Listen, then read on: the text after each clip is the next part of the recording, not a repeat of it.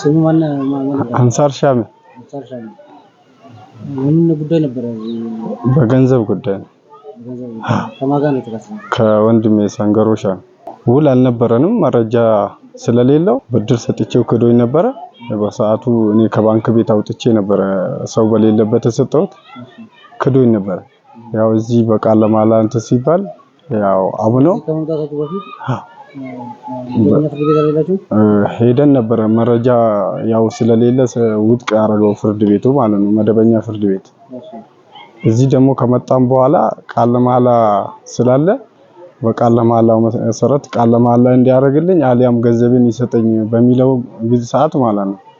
አይ ሽምግልናም በመሃል ገቡና ቃል ለማላውን አላረግም ብሩን ከፍላለሁ ብሎ ተስማማ።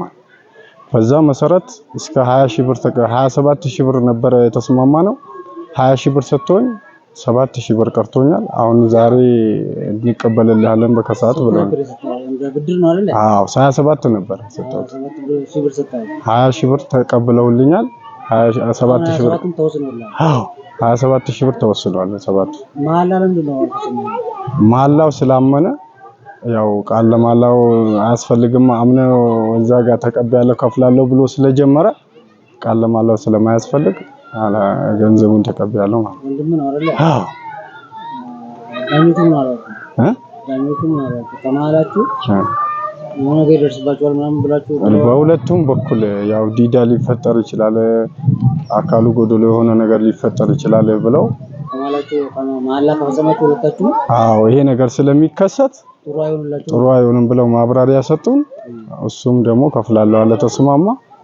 ያንኑ ቀን 5,000 ብር ሰጥቶኝ ሄደ እዚሁ። ከዛ በኋላ ያለው 10,000 ብር በማል ሰጠኝ። ያው ከጾም በፊት እንደገና 5,000 ብር ሰጠኝ። 20,000 ብር ሆናል ማለት ቀሪው 7,000 ብር ነው። ለ7,000 ብር ደግሞ ያው እየተቀበሉ ነው ያሉት በቀጠሮ። እንግዲህ በጣም ጥሩ ነው እየተባበሩ ነው ያሉት ማለት ነው። በጣም እኔ አሁን ካየሁት መደበኛ ፍርድ ቤት ስመላለስ ብዙ ብሮችን ነው ያወጣሁት። በጣም ብዙ ብር አውጥቼ ደክሜ ምንም አላገኘውም እኔ ማለት ነው። እዚህ ግን ከመጣው በኋላ እዚሁ ቤቴ ውስጥ እየመጣው መንገዱም አይርቀኝም፣ ወጪም የለብኝም።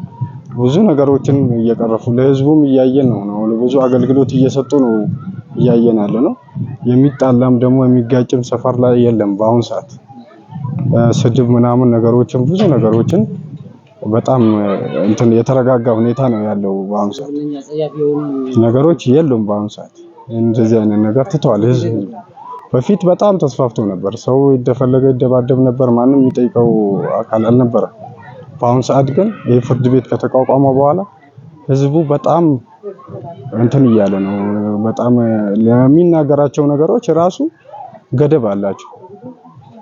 ስለዚህ በጣም እየጠቀመ ነው ህብረተሰቡ ቢያቃ እኔ ገምታለሁ እንዲሰፋ ነው። እንደኔ በጣም ጥሩ ነገር ነው። በጣም ነው አመሰግናለሁ።